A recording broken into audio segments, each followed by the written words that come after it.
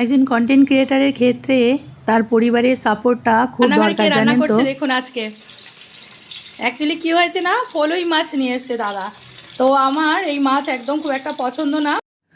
ও বেশ কিছুদিন পরে বাজারে এই মাছ পেয়েছে, ওর খেতে ইচ্ছা হয়েছে। ও নিয়ে আসার পরে আমার তো খুব একটা ভালো লাগেনি, আর এত কাঁটা থাকে, আমার মেয়েও সেরকম ভালোবেসে খায় না।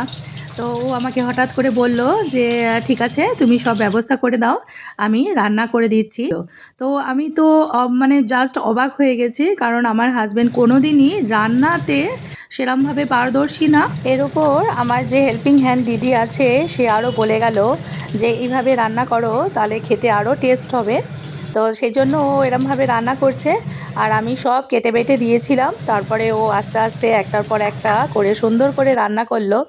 আর জানেন তো, যারা আমরা কন্টেন্ট ক্রিয়েট করি, আমাদের প্রত্যেক দিন চিন্তা করতে হয় যে আমরা কি কি বিষয় নিয়ে সবার সামনে তুলে ধরবো।